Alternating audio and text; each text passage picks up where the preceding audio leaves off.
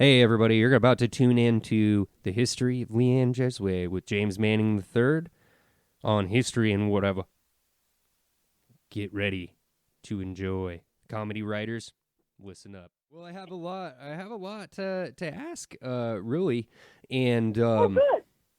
yeah, and it's just kind of interesting to me as I was just like, I'll just do a quick Google search, and I found your website. And, Uh-huh. wow. Well, hey, first of all, what a nice looking website. I want to say that. But Thank you. there's a lot that is on here about your presentations and workshops and the different podcasts and videos that you have out there. I watched one on stress management, which is cool. hmm And I really had no idea. Like I knew you have had a lot of works published. 26, I believe.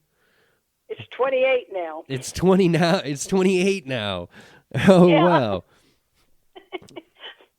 You gotta. I was going for one a year for a while, but then people stopped reading. So for the past, I guess last year was the last year I published a book. So Well, you gotta keep that muscle working, right?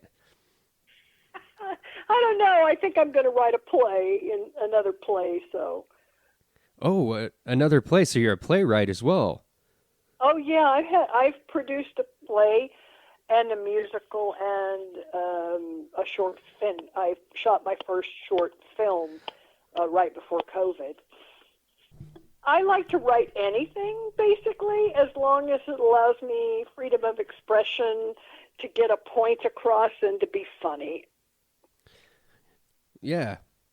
Well, and that's kind of something that I've really, for some reason lately, it's been like a Pandora's box of writing for comedy.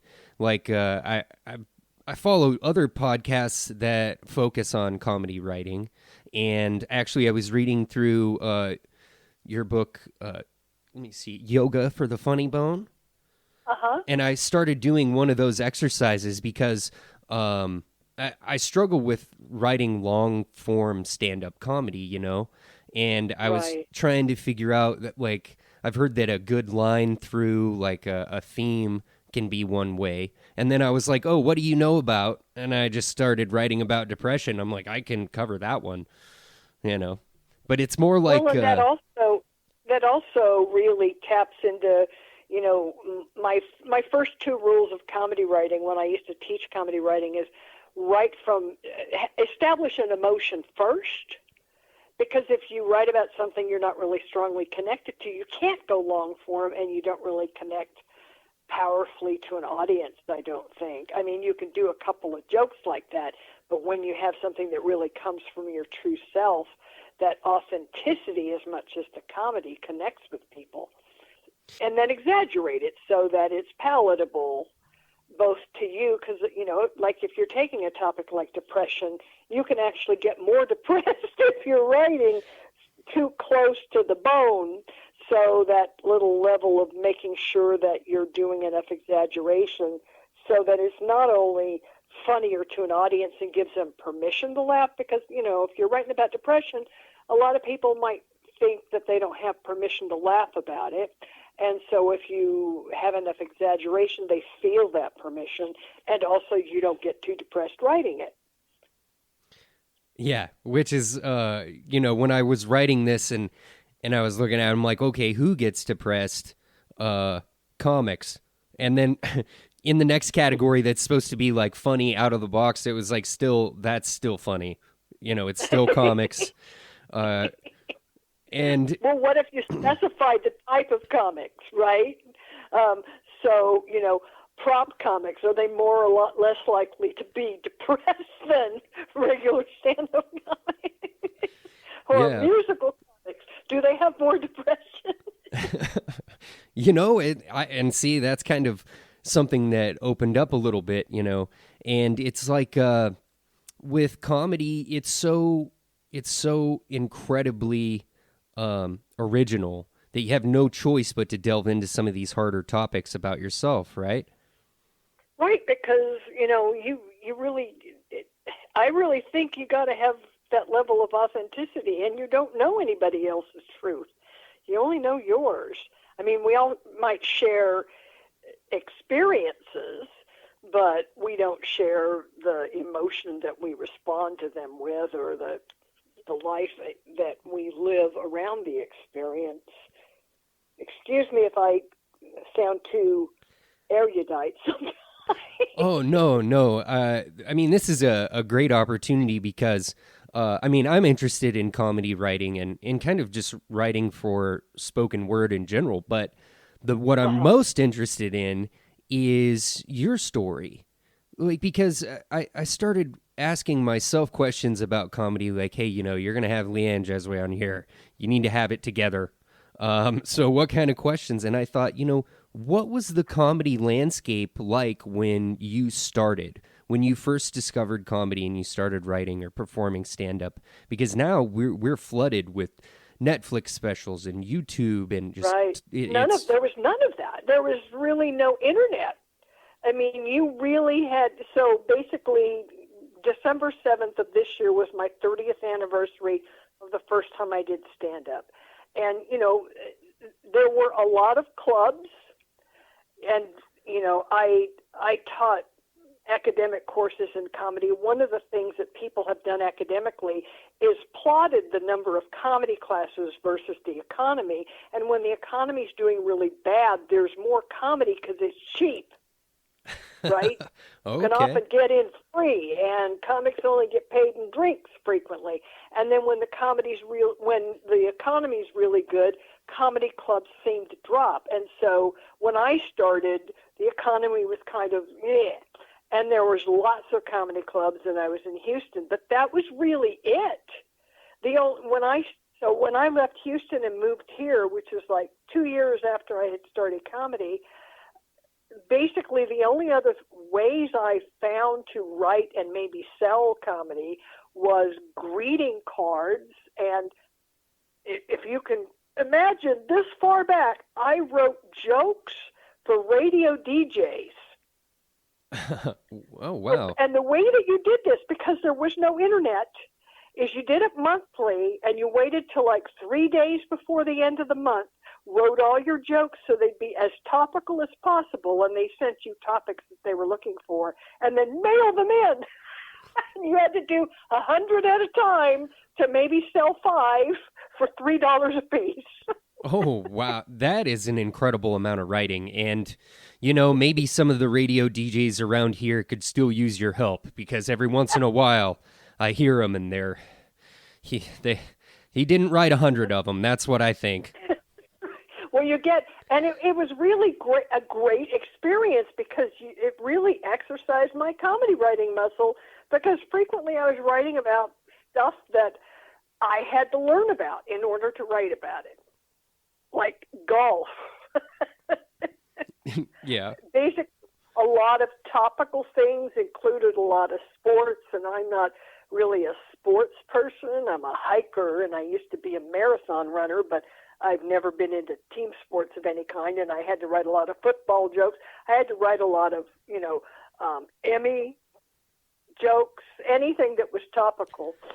So it was a valuable experience. It didn't pay me much, but I really learned a lot from having to go through that. But that's the way it was back then. You didn't just send off a quick, and I'm not going to use the T word because of Elon, because now I'm on post. You couldn't just post a joke somewhere online and get immediate feedback to see whether you wanted to use it in your act, for example. That just didn't happen, because that didn't exist. Yeah, it just wasn't in the equation. So no, not at, was it? I mean, I was still using the mail. Well, I know, and it seems like that was so long ago, but I mean, this is a history podcast, so I mean, one of the things I try to do is bridge the gap between what we're seeing now and how it used to be, because I mean, I remember VHS tapes, and you didn't get somebody on the phone unless they were home. Yeah. Right. So it's right. I mean, yeah, absolutely. And a lot of the media that existed back then that people used doesn't exist now, and people think if you still use it that you're antiquated somehow. But I always tell people, my first ex-husband built our first computer so that I could use it to write my thesis in the 80s. So don't try to one-up me in technology if you didn't help build a computer when they were first invented. Well, a Radio Shack device. Yeah, Radio Shack. There's one. Yep. I remember. And they're not here anymore. Yeah. Well, and then that kind of makes me wonder, you said there's the clubs. Was it difficult to get into the clubs to perform comedy? So when I started in Houston was a much bigger milieu, right? And they had actual comedy clubs. That was the only thing that happened there, and there were plenty of them. But 2 years later, I moved here, and I had visited here and scoped out the comedy scene, which was none. There was none. And so, in fact, the Register Guard had written an article that basically was, why is there nothing funny about Eugene? And so I, from Houston, wrote a foolish letter going, don't worry, I'm bringing the funny with me. And they published it. And I have felt like I was required, because I was so filled with false bravado, that I must do something. And so for a while, I performed at Baba Yaga's Dream, which was a lesbian tea house, which is where Kinko's is on Willamette now. I think that's right close to that. At an open mic that was open mic for everybody. So I would frequently go up after a guy singing songs about, war, and somebody doing spoken word poetry. And that was really also a good experience, to not be in a situation where you're judging yourself against other comedians. I was more judging myself on how well I did, because we were all doing something different. But so I started teaching my comedy class almost immediately, thinking, well, the only way to bring comedy to Eugene is to have people who want to do comedy, and then I'll find a place to do it. And so the first class graduated, and I struck an arrangement with Actors Cabaret, which is where I subsequently did the Laugh Off for 25 years. And so my classes would graduate every 3 months on stage there. And for a while there, I kept the videotapes and then the DVDs of the class graduations in a file cabinet in my garage. But 4 times a year is a lot of comedy students to have on video out in the garage. So I don't think I have most of that anymore. But so once that started, where we were having every 4 months there was comedy, there became semi-regular comedy at a steakhouse. And then I got a core of the people who graduated the class who wanted to do comedy, because a lot of people take the class because they want to be a better writer. They just want to hang around with funny people. Their spouse needed them out of the house for some reason. Yeah, just want to try it out, Right. There's a lot of reasons people take a class like that. And so I had a little core group, and so I started looking around, and we've done comedy. I established comedy in a lot of non-comedy clubs, from the city, which next to Kowloon's, which then became a comedy club, but they also, do things like the Thunder from Down Under, because we opened for the Thunder from Down Under quite often, and nobody was there for comedy. They were all there for the naked guys. Well, it sounds like fun, right? I mean... And then Spencer's, and then next to Rock and Rodeo, and just, a variety of places. And then the last place that I organized regular nighttime comedy, late night comedy, was at Diablos in the Sex Dungeon. And we were there for 6 or 7 years. And then I just said, I don't want to be up this late. One of the problems with comedy is the time. I'm a morning person. And so I just stopped. I stopped doing it. I handed it over to somebody, and it just fell by the wayside. And then I got the opportunity to do early evening comedy as long as it was mostly clean, and I jumped at that. And so Sam Bonds has been going for, I don't know, 8-9 years now. Yeah, which I've learned that if you want to go on before 9 or 10 o'clock, you do have to be clean. Right? Yeah, Like, well, you've got people to. are their families and they're eating usually, so. Oh, well, it's just kind of a rule around. Like, the later stuff is where it gets a little more wild. But, that's such a interesting story because, I mean, that sounds like you are single-handedly responsible for starting the Eugene comedy scene. Because Well, you, there you may have been one at some point in like the 60s or 70s or 80s, but when I got here, there was nothing. And so I couldn't have that. I needed more laughter. I needed to sit in an audience and laugh at people with their permission to laugh at them. right. Well, and comedy is one of those things where it's, to me, it feels like a compulsion.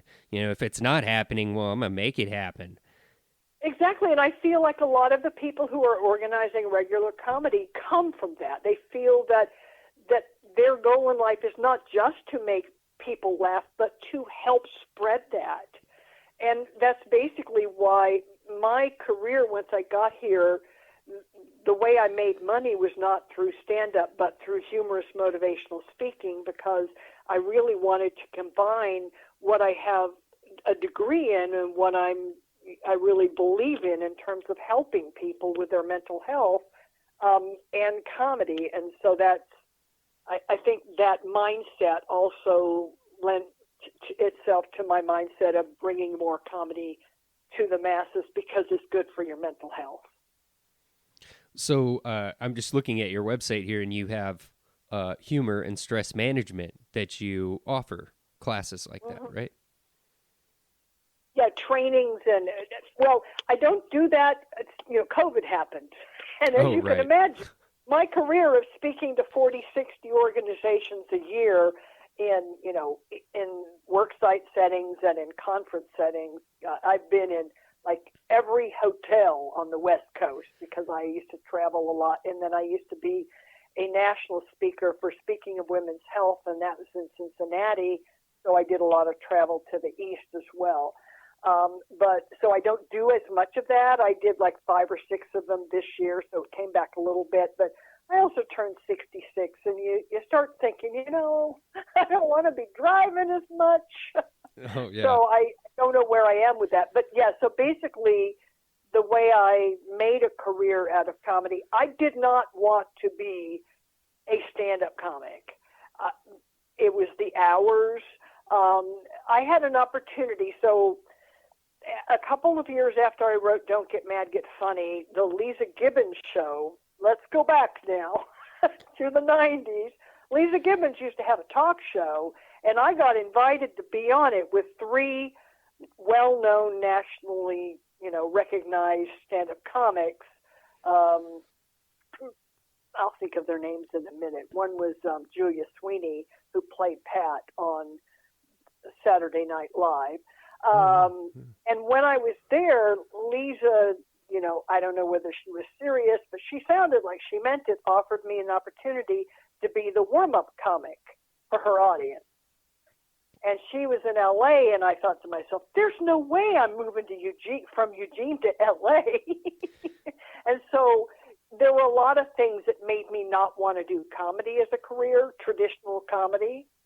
And that was one of them. I didn't want to leave this small town in an area that I loved so much.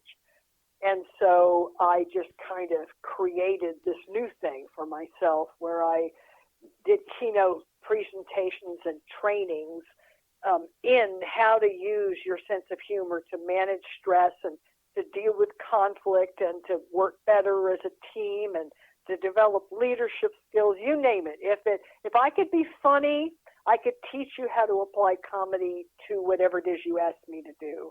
Because I did some things that are not on my website that people said, can you do this? And it's like, oh, sure. Just make something up. Well, yeah.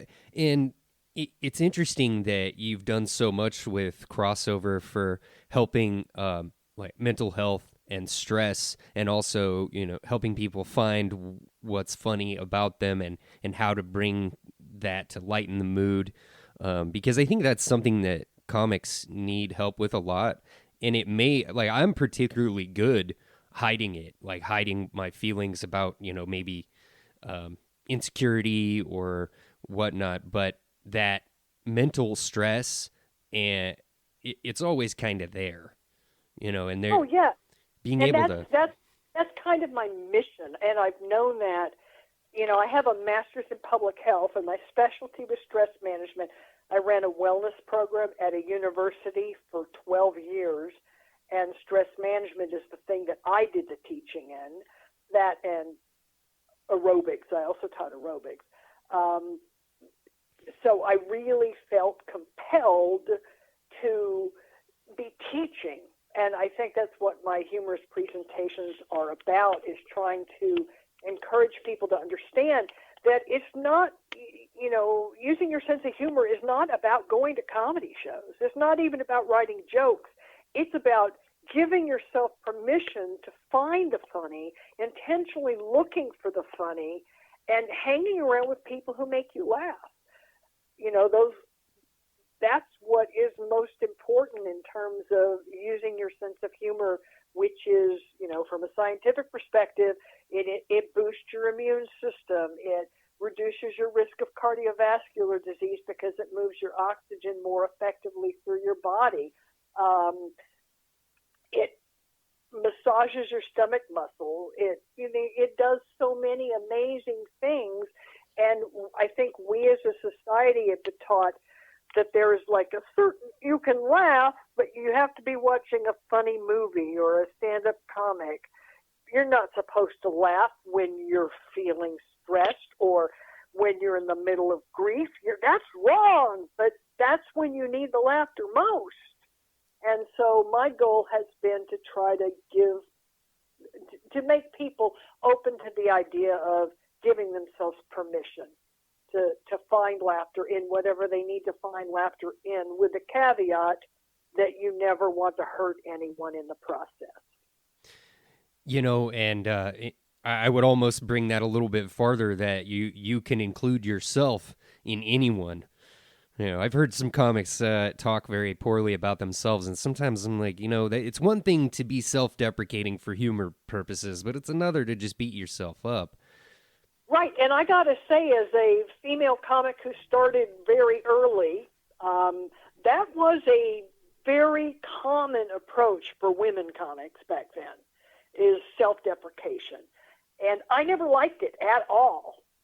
I thought it was bad for your self-esteem, bad for your mental health. It encouraged other people to look unkindly at you. So it was always something that raised the bristles on the back of my neck. It's like, don't do that. It's not good for you. If you're going to follow the comedy rule of punching up and not down, you need to include yourself in that. Well, yeah, and I guess that you're kind of right in the middle of that equation, right? Right. You have the power, you don't have the power. It depends on your mental health that day. Yes. Oh, it does.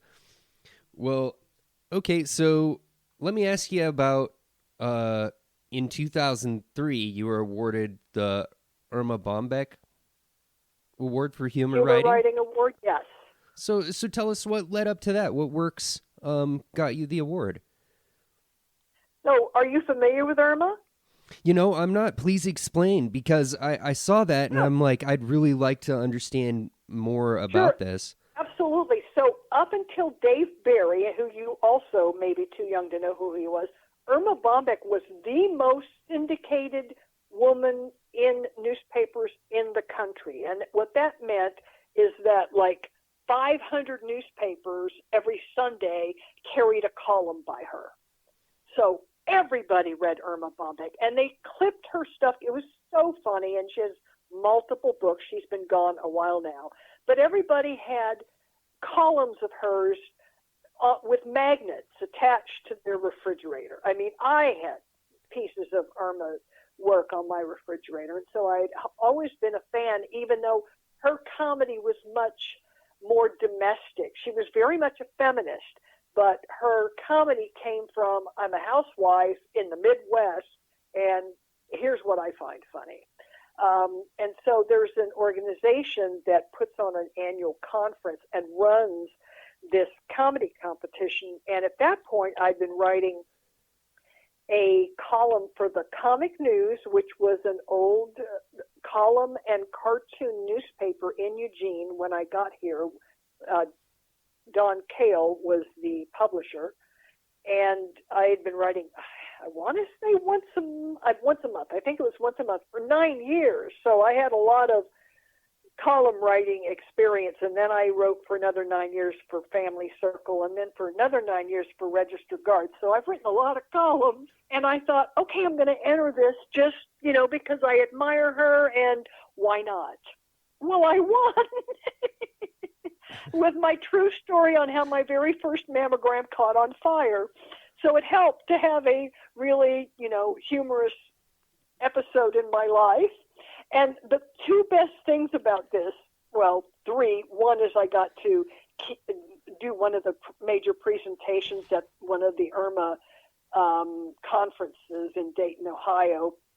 And I've met people that I still have in my circle, and that was a really nice experience. But the two other things is basically the villain in my piece is the mammography tech who left the room screaming the machine's on fire while I was in a machine, and I wasn't sure whether it was the machine that was on fire, but I knew I was attached to it, and I couldn't get out. So one day I got this phone call, and I could see on my caller ID it said Las Vegas radiation. That's all I could see. And my mind immediately went to, oh my gosh, this is a radiation tech who's going to call and complain about, me making fun of them. And it was like 5 of them, and they had just read the column, and they were just laughing and said they posted it in the mammo suite. It was like, oh my God, it's so great. And then the other thing that was so great is when I went to the conference the next time they had it, they do it every 2 years, I got to meet Irma's adopted daughter, and she said she had my column on her refrigerator. Wow, full circle. And that just goes to show that when you really relate to someone else and they relate to what you're saying, it hits hard. It really hits people deep in their person, because they've all been there.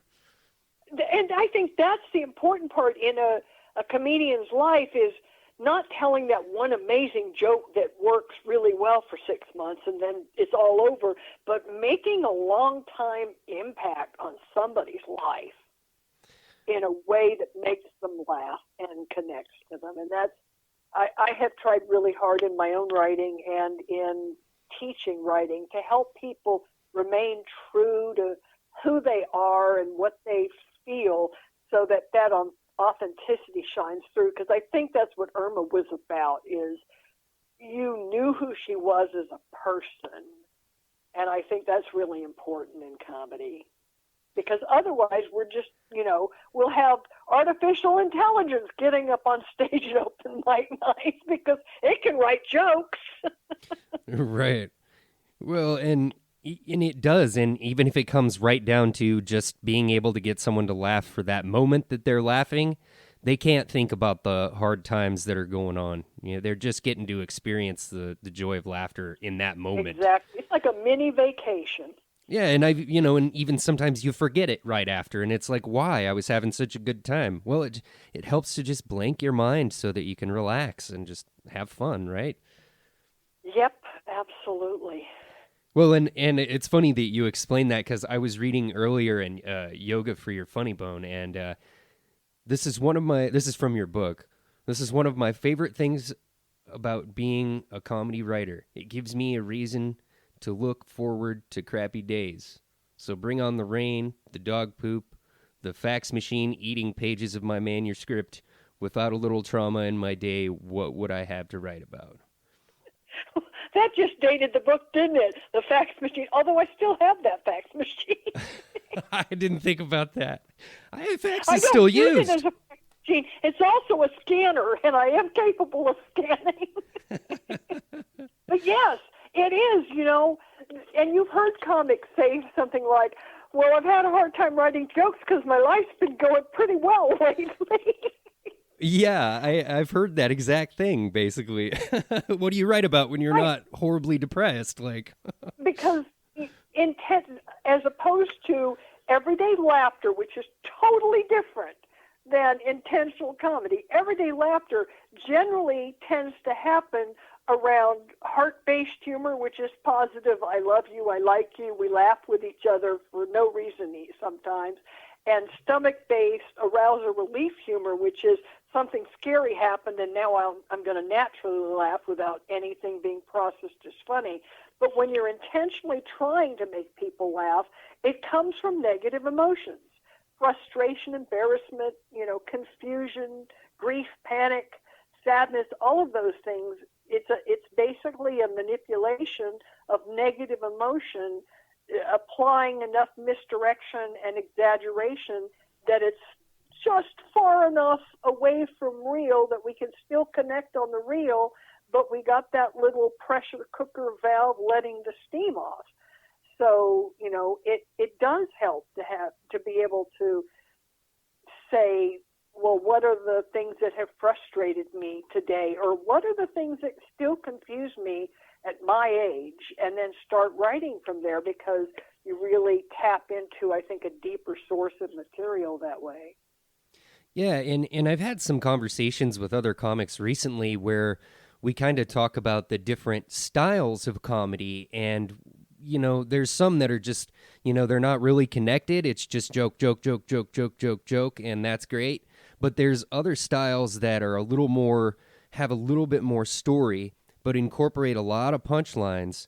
And I think the point that I'm getting at is, like, you will laugh more and harder at topics that get you emotionally invested. Absolutely, because that's how we connect as humans and other species. But so every species so far tested has a humor and play response, but you can't necessarily tell jokes to any other species and get them to laugh. Like, for example, dogs' laugh is rapid inhalation, like Sheldon Cooper does on The Big Bang Theory. So if you want to get a dog to laugh, you actually have to get in play behavior and listen for that, and you'll hear it. So every species that they've tested, and that includes some non-mammalian, has this laughter play response. And so to me, that's always been vital to understand that laughter has to be associated with play. If not necessarily physical play, playfulness.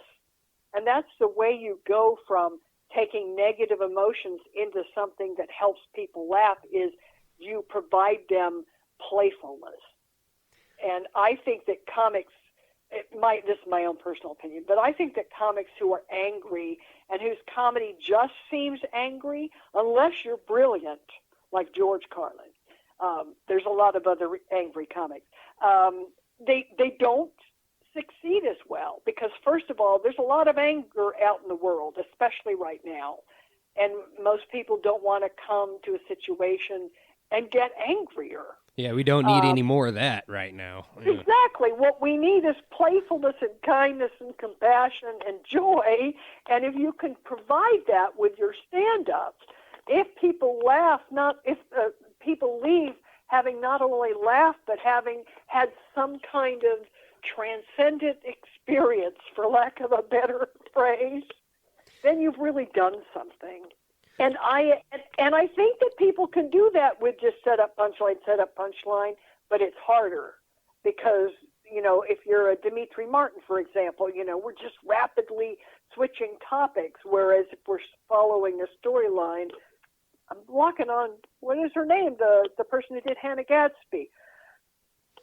Why can't I think of her name? Oh, well, that is her name. You mean Nanette? Hannah is her name, right? Yeah, Hannah Gadsby, I believe, is there her name. Go. I got and it was it was at the top of my mind. I just flipped it. Yeah. So if you listen to that and you say to yourself, was that funny all the time? No.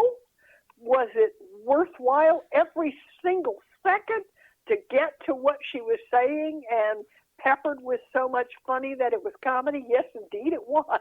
Yeah. Oh, yes. And actually, I was like staving off my want to talk about that special because there's so much that was said there that needed to be said, and it was framed in a humorous way, and it really ties you emotionally to what she's saying, and it brings you in a way that isn't just, hey, we're here to be funny. It's playful, Right. but it's also getting a way to connect with people even that don't have that experience, and even more so, I mean, for me. And if you think about it, I don't know about your personal experience, but I've watched a lot of stand-up on like Netflix and other streaming services. All the And time. with Hannah, immediately I became a rabid fan. And I knew millions of people felt that way. I see other stand-up specials where I have a great time, and then 6 months later I'll be scanning through and I can't remember if I know who this person is. Because I didn't have as authentic of a time. Whereas I'm not going to forget Hannah Gatsby at all. Ever. Not in my life. Just like I never forgot George Carlin. Yeah, well, and then in her next special, Douglas, it was like, whoa, this person really... I felt like the comedy special part was much better. Like, the writing was incredible. There's still a lot of... Both were so good. So good. And then, think about somebody like Tig Notaro, who basically shot to fame by showing up on stage the day or the day after she gets her cancer diagnosis and just riffs about it with people. And she was raw. And, that's another way that you would not think of doing comedy. It's like, I am going to have nothing prepared. I'm going to feel emotionally vulnerable, and I'm going to get out on stage in front of a national audience and just talk. But it's exactly what she needed, I think, and it really connected because of that. Well, and it gets down to, I think most comics have something to say other than just the jokes. And those two are big examples of that. They really had things to say that meant something to the larger world. Yeah. And it's kind of like, it's hard to get into these darker topics because in comedy it feels like you're only allowed jokes. You're only allowed the one emotion. But Well, I think that's true if we're talking like, doing comedy in a bar or open mic, but I think that if you were writing comedy memoirs, for example, you do have a greater permission to do the stuff like Trevor Noah's memoir, for example. I think that the medium really often defines the message, if that makes any sense. Well, and that comes back to kind of what I was talking about when we first started was this, I really would like to write a full 30 minutes on depression, but because that's something that a lot of people experience and it's something that I'd experienced. But this kind of thought, since I'm going into my 5th year of comedy, is a little new to me because I'm trying to figure out how to write about this like thing that we all share and nobody really wants to talk about. Well, do you know that there's a whole group of mental health comics that do comedy on depression? I did not know that, no. If you Google it, you can probably find it, but I follow a couple of them. Of course I would, because it's kind of similar to what I was doing, even though I wasn't focused on depression, but mental health is a broader spectrum, because, we're all somewhere between depression and anxiety every day. Yeah. If we're lucky. If we're not lucky, it swings even more wildly past those two posts. But yeah, there's a lot of people that you could watch to study how they take their own experiences with depression. And I just bought a book for a friend. Do you know Hyperbole and a Half? Oh, I don't. So it's a cartoonist, and the book is called Solutions and Other Problems. Boy, look at my brain just working. And a lot of it is about mental health issues, and with cartoons, and some of it is very, very funny and very, very dark. And so, I really like that. And then, of course, Jenny Lawson, the bloggess, she has written about her mental health experiences a lot in her books, and she does a brilliant job of it. So, I'm a big believer in reading other people who are doing the things that I aspire to, because it helps you understand, what they did that worked for them, and how that would translate to your own experience. Oh, yeah. And, especially if it comes from someone who has really achieved what you're looking for in your life, you can, Exactly. you can like trust it. Some people are afraid that if they study too much that they'll become too similar. So you just need to make sure that you're holding on to your own authentic story. Like, what are the sources of your depression, and how do you experience it? Because that will be different. Like, I grew up in a really dysfunctional family. I have a couple of jokes that I used to use in workshops. Let's see if I can remember. My dad was married 4 times. My mom was married 5 times. So every Christmas we'd send out a Christmas card with a family portrait, only every other person's head was X'd out with a magic marker because we were no longer related to those people. And then there's this one. My family was the only family in Abilene, Texas to have drive-by shootings from the inside of the house. So those are funny but scary, right? Yeah, it's like it makes you want to laugh because you can't really discern where the truth is and where the joke is. Right. Well, I learned when we were selling the house that you can spackle bullet holes with Crest toothpaste. So there you go. And your walls will smell minty fresh. That's a pretty good couple of tags right there. I do like a tag. Oh, who doesn't? That it's that little inside joke feeling that a tag gives you. That's just so rewarding. Oh yeah, well, yeah, I guess that's true. Hey, we're all in on the joke now, and you all like the joke, so let's give you a little more joke. Exactly. Let's see how this part goes. Yeah, and then when tags don't work because it's just silent. I've definitely been there. I remember one of the very first comedy shows I did in Houston. One of our comics who had only performed sober was really completely drunk off of NyQuil because he'd been really sick. And so he was trying to explain his joke with tags, and it was the most silent I'd ever heard an audience in my life. So I learned the lesson: do not take NyQuil and then try to do comedy that might be over the top of the heads of the people in the crowd. Yeah, well, those are both separate rules that you could, indulge in. But I like to, I love math jokes because I love math. I mean, I was on the slide rule team in high school, really, legitimately, and I, do that joke about it.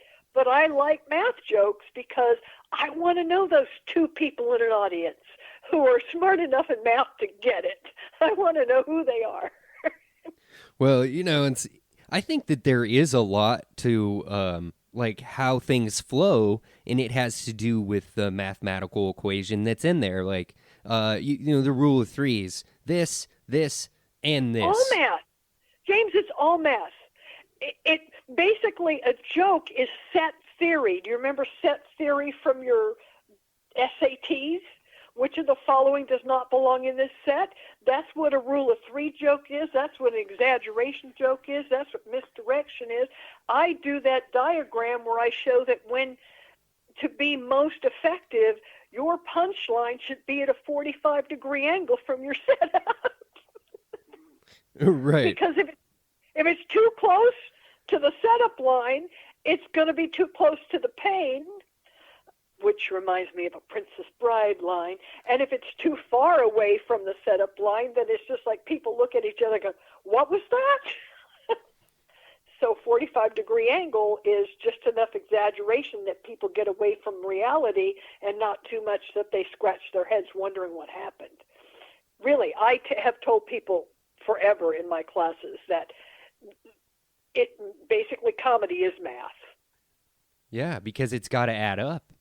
Exactly. And try not to divide. There's all kinds of things you could put in there. Yeah, well, honestly, I'm looking at a couple of your book titles here, and I'm seeing that work out, because the title that's really popping out to me is "How'd all these ping pong balls get in my bag?" So, as an equation, there's a lot of variables in there, and you're gonna have to open that book to figure out what's going on. And I really do want to open this book now to see why are all the ping pong balls in your bag.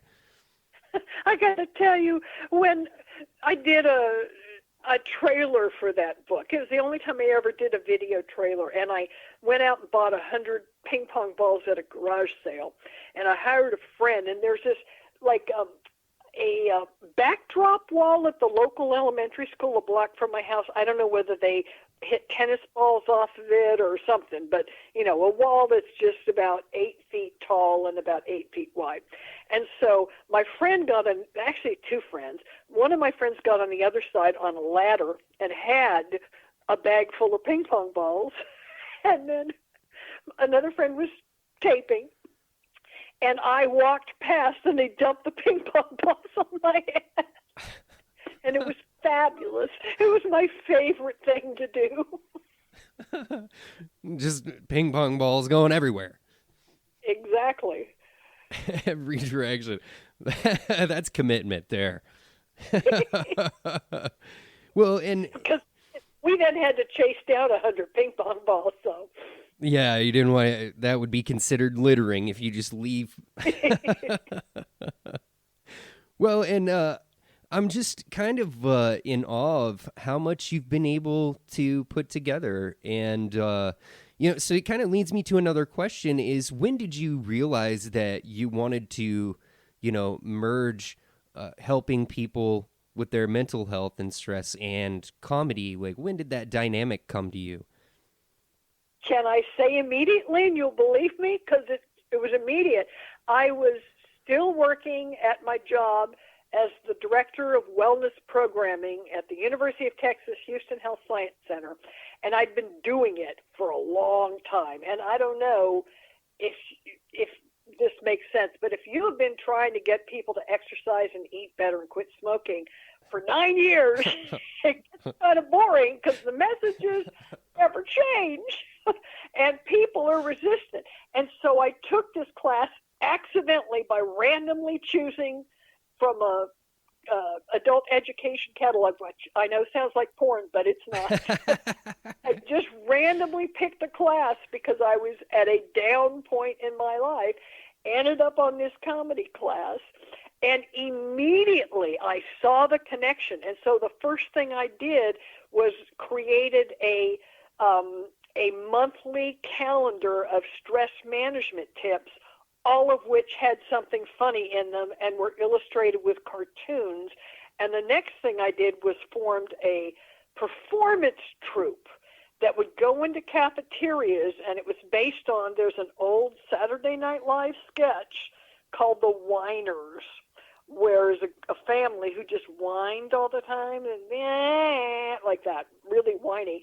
And we would go into the cafeteria and whine about how hard it was to make good food choices or show up to aerobics classes and things like that.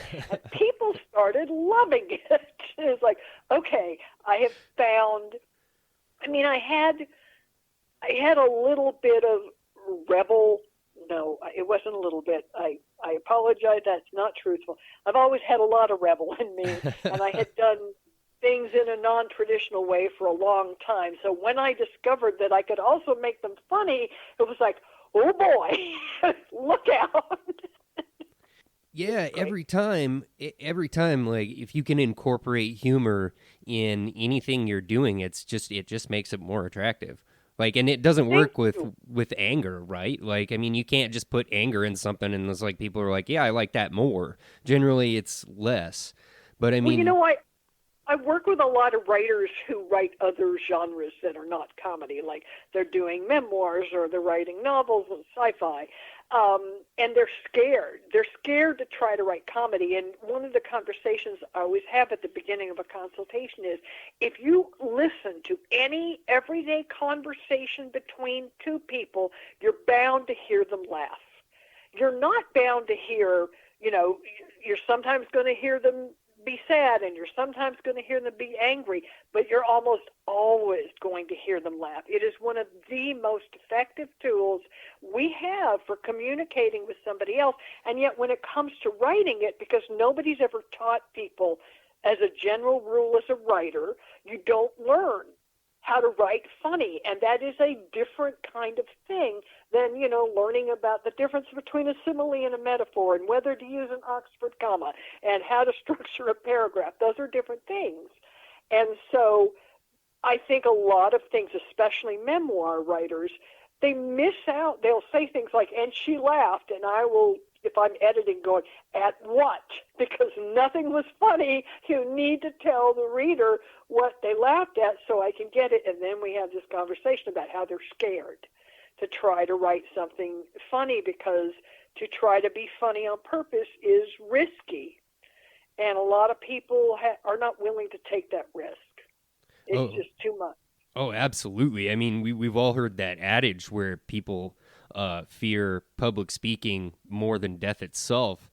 Some people. And I have never understood that. Yeah, I don't get that. It's like, oh, well, yeah, this is way easier than like chance of death. I mean, My first episode of public speaking, I was on the extemporaneous speaking team when I was in the 10th, 11th, and 12th grades in high school. And my first ever speech in class was on yoga, and I did it barefoot in the lotus position, sitting on a table. I don't know. It's just, to me, there are so many other things that are like driving a bus full of elementary schoolers. That's scarier than public speaking. Yeah, having to look after one child is scarier. Right. Having to listen to Mike Lindell do another commercial, that's way scarier. Well, and it just shows like there are people who are just like, oh, I just can't even get up there. I can't do 5 minutes of comedy. And, I feel like I've always been doing that. Like, even since I was a kid, I was always trying to make jokes and be vulnerable and just hope for a laugh, and I guess that's not everybody's experience, Right, and we have to understand, that introverts, extroverts, neurodivergent brains, we all have different things that will freak us out. And for some people, doing something like this is just totally not ever going to happen. It's not ever going to be in the comfort zone. But if you're close to that comfort zone, I always believe in pushing it. I mean, after a certain amount of time doing comedy writing, I started getting bored with myself, and that's when I started writing plays and a musical and a short film, because I needed to step out of my own comfort zone and challenge myself to grow, to use my comedy writing tools in a different way. And I do like seeing my words come out of other people's mouths. So talk about depression and comedy. The play that I've had many plays produced, but never a full-length play, I wrote when my best friend was dying.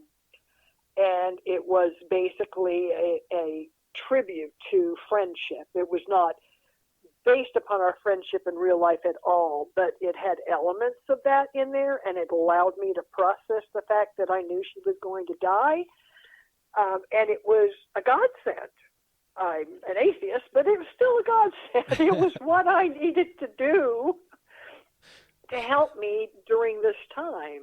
And, we were sold out. I ran it twice, and it sold out all times that we had it on stage. So it was a very good experience for me, and I'm very glad that I did that, because it was so helpful to processing my own grief.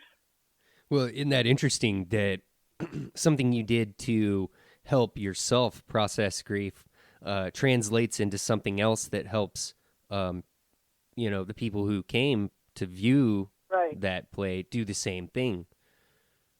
Right. Yeah. It's, that's the beauty of comedy done well. I'm not saying that particularly was comedy done well, but comedy done well in general, has that long-term impact. I like it when I get emails from people that simply say something like, "You don't know how much I needed this today."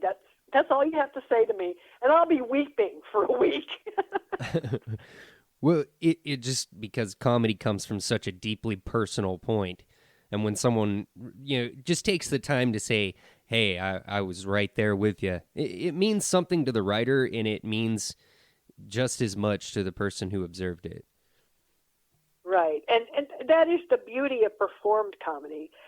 And one of the things that is different, like if you're writing a column or you're writing memoirs or you're writing something that is not ever going to be performed, is that you don't have that immediate gratification, but you live with the idea that you have some kind of long-term impact that you're not aware of. I know that a couple of my books have touched people because they have told me that, but I'm hoping in my mind that they have had I have a neighbor who's like 89 now. She saved every column I wrote in the Register Guard and puts them in her family Bible. And her husband passed away about 10 years ago. And she says every time she pulls out a column, it reminds her of her husband because he loved to read them to her. And also one of them was based on him. One day he ran out and asked me if my hair color was natural, and then he told her, and she was like, "You don't do that to women," because she came from that generation. I wrote a really funny column about that. And so it's really lovely to think that in the house of an 87-year-old neighbor that I barely ever see are a bunch of columns that not only make her laugh, but remind her of her husband. Yeah, and that's just like an unintended consequence. Like you could never set out to achieve something like that, but wow, what an impact that made on that one person's life. Yeah, I just love that so much. Her husband was amazing, so I'm glad that I can remind her through my columns of him. Well, and you've put out so much so many works over the years that I'm sure that there's a lot of people who are changed by your work and don't even tell you about it. I hope so. I mean, I like to think that is the case. I mean, that's why I do what I do. That and entertaining myself. And you can only walk so many miles a day with wiener dogs. Yeah, that's true. 5 is that number. 5 miles. Yeah, well, I got little legs, They're more the snuggly type. I also have short legs. As opposed to yours, you could probably walk twice as far. Oh, well, only because I had to. That was the only reason. When I was out, when you go out there in the woods and you're out there, you got no choice. But that's my favorite. Is I love to be out in the woods. Right? Yeah, there's no better hiking than way out there. But since I've had you on the phone here for quite a while, I just want to ask you before you go. Let's talk about your new works. You've got a couple of books. Yeah, a couple of books that I had missed. I said 26, you got 28, so...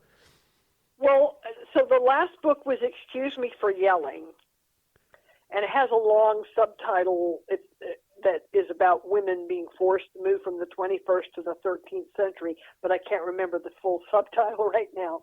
That is a collection of my columns, so I was the senior editor and content manager for the Syndrome Mag, which was an online feminist magazine that used humor to talk about women's issues. And so basically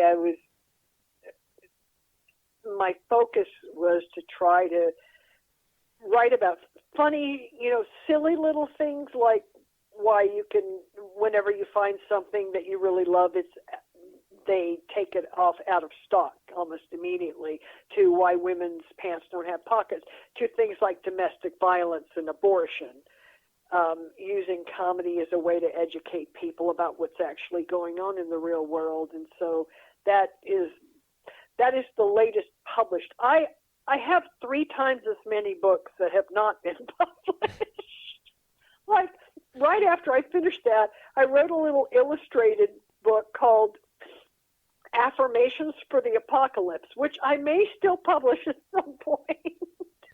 Well, that's probably getting more and more popular. I think that's the problem, is they're funny. I find them funny, but they're very dark, and I don't want to put anybody into a more dark headspace than they're already in.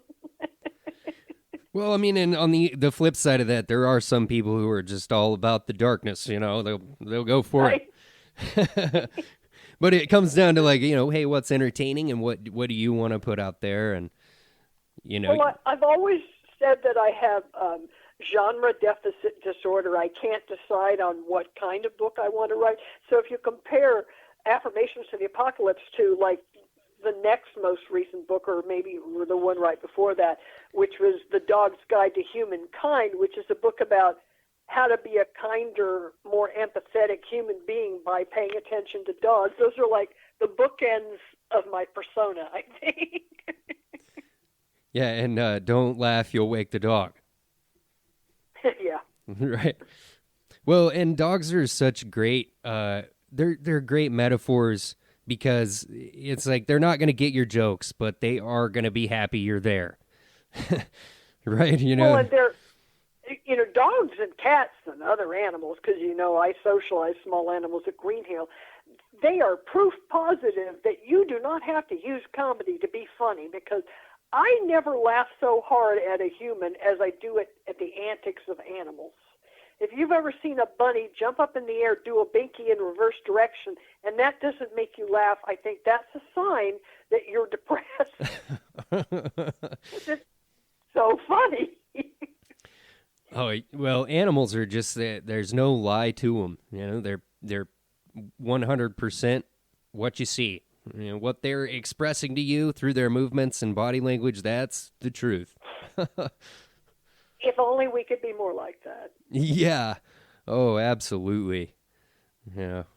But we get the ability to tell jokes instead, so good trade-off there.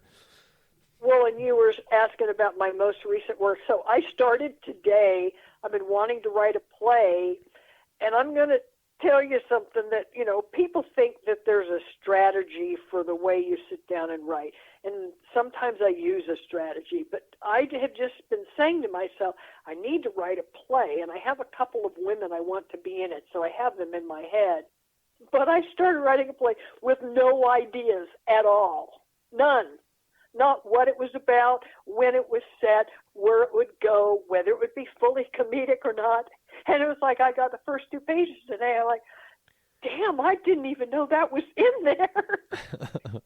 Well, it's interesting because I think about when I'm writing songs or if I'm writing jokes, there's just so many of them that just never make it to performance.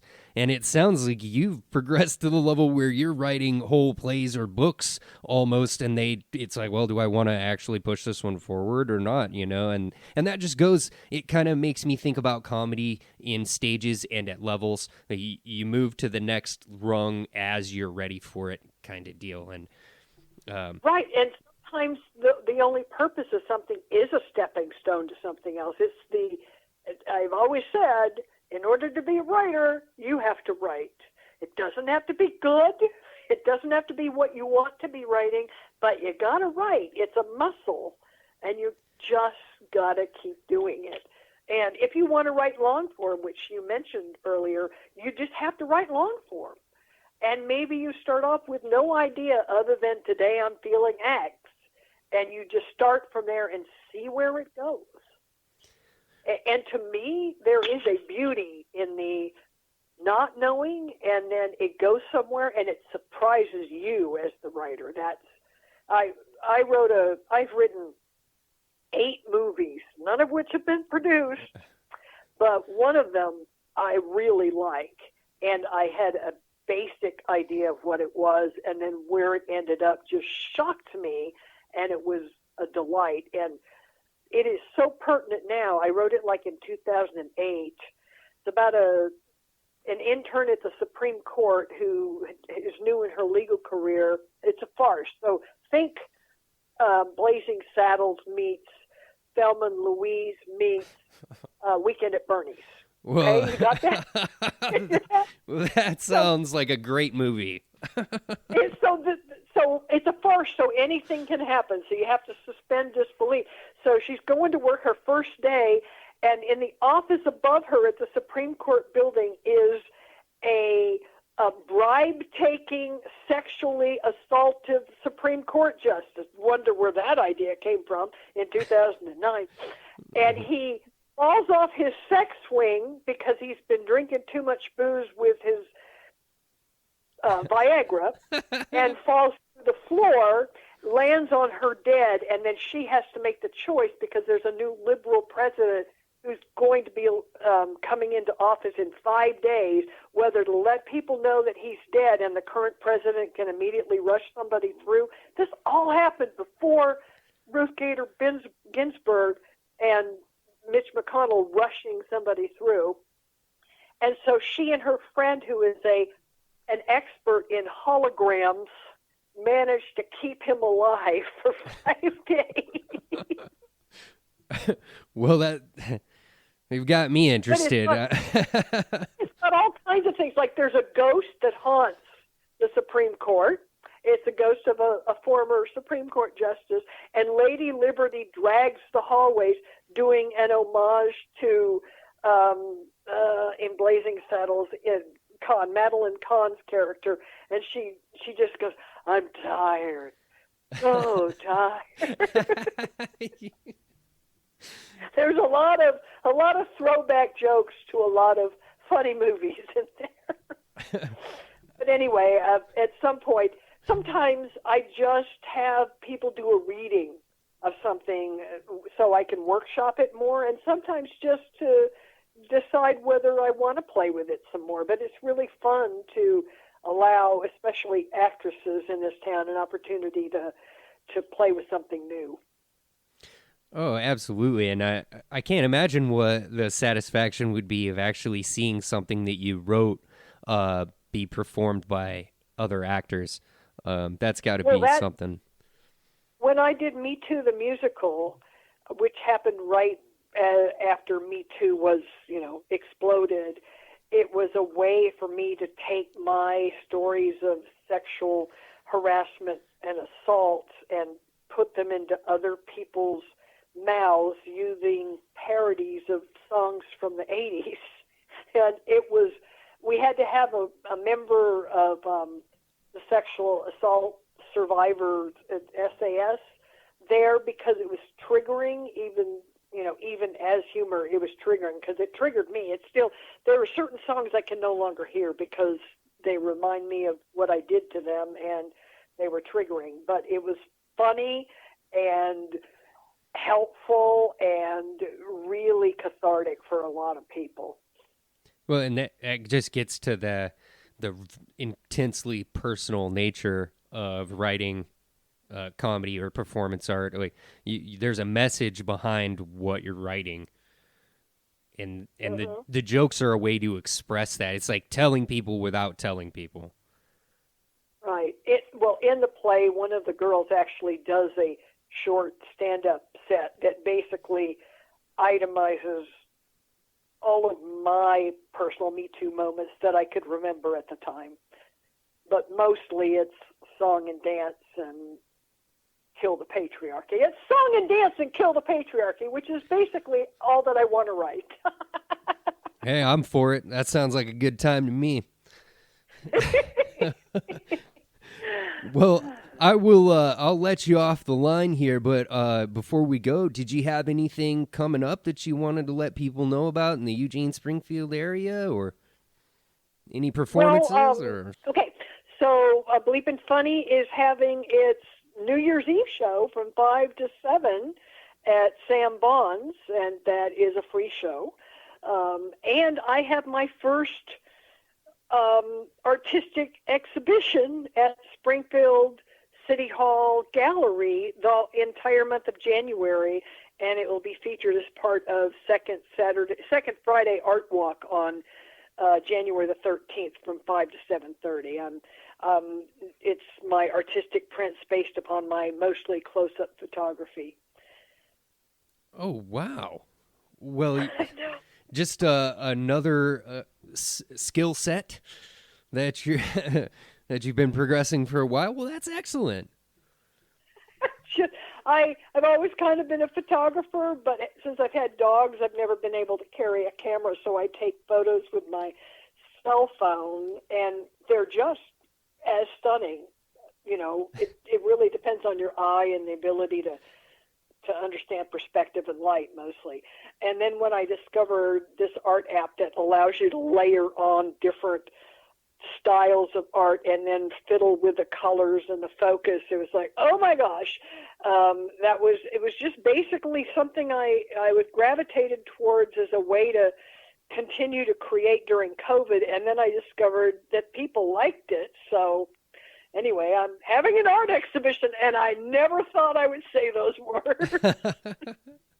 Well, that's great. Well, it's all about learning and growing. You know, as you expand into different directions, you know, you're a writer for stand-up. You're a writer for the page, for a playwright and an artist. So it's been really great having you on Histroy and Whatevea, and I really appreciate you taking the time out to come on my podcast. I so appreciate your inviting me, and I look forward to listening to this episode and others. Oh yeah, well, you know, this one I'm actually going to be able to, you know, if it asks on Spotify if it's explicit or clean, and I think I'll be able to slide it. It'll stay on clean for this episode, Yeah, which the other ones. I only used one semi-bad word. And yeah, that's perfect. I mean, that's a good way to show some of the diversity within comedy. Is like, you don't have to go crazy with it, although, hey, sometimes we do. Right, and I just leave with one quick note, and you probably notice I laugh at myself a lot, and I don't do that on purpose. I laugh a lot, and I think one of the things that comedians need to learn as they're writing is to allow themselves to laugh at their work, so you can judge better how funny you think it is. Because if you spontaneously burst out in laughter when you write a joke, then you know your first audience loved it. Oh, absolutely. That is the first audience for sure. And I mean, it kind of sounds weird to admit it, but when I've written jokes down, I often find myself just laughing and laughing because I think that that's going to be hilarious. They don't always translate, but... Personally, I think it's weird if you don't laugh at your own jokes that you find funny, because that's an expression of how powerful they are to you. And you're right, you know, we can't please everybody, but boy, if you can please yourself as a comedy writer, you're doing half the job right there. Well, yeah, and then the second half is just testing it out. Right, most of it's just giving it a shot and seeing if it sticks like you think it will, and that your punchlines land where they should. And playing with your persona and, you know, your mood and all of those things, and your wardrobe, all of those things. Yeah, well, I mean, hand movements, facial expressions, like it all counts. Exactly, vocal intonation. Absolutely. All right. Well, I do appreciate your inviting me on the show, and I wish you a Happy New Year. Well, a Happy New Year to you, Leigh Anne, and yeah, thank you. This has been a blast, and I hope to talk to you soon. Okay, sounds great.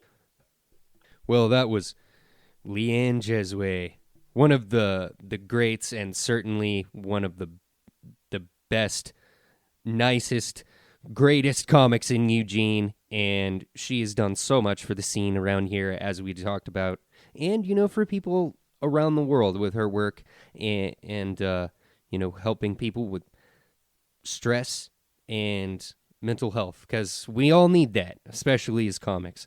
So, hey, thanks for tuning in, And I really hope that you enjoyed the history of Leigh Anne Jasheway as much as I have. So, hey, that's history and whatever. Send me an email, jm3e.pod@gmail.com. jm3e.pod@gmail.com.